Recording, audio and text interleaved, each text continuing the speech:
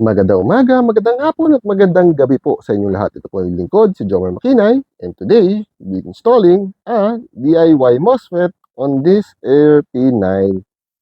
Tactical ba ito? Hindi, RP9 metal gearbox. It's the clear version. As you can see, this one is already pre-upgraded. But,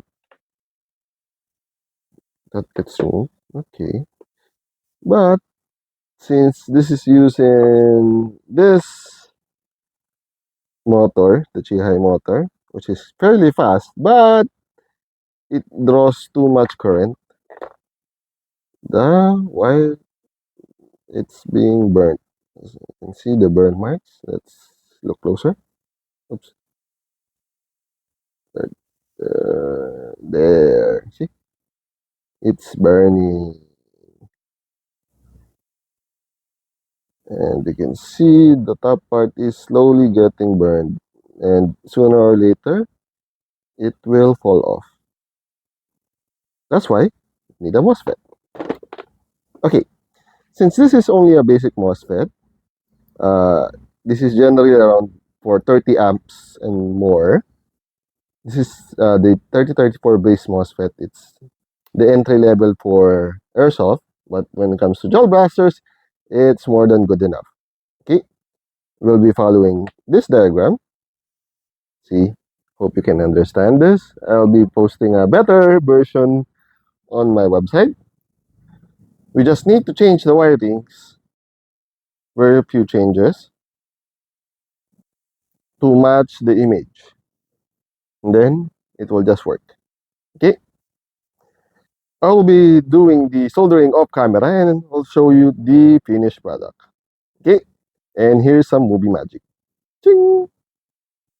Okay, so we have finished the installation of the MOSFET. I can see here are the changes of the wiring. Rather than going to, this is the battery. It goes through the negative terminal and to the which part of the MOSFET? I forgot. One of the legs, then goes to the MOSFET, then goes to the motor. And the trigger wire, this is the smallest wire I can have, going there to the trigger. On the trigger side, there's also the diode going to the prime. And one of the manual prime goes into the bottom one. The negative terminal, in the positive terminal goes the red wire, goes directly. This was before on the top, move down. So this one is directly to the motor.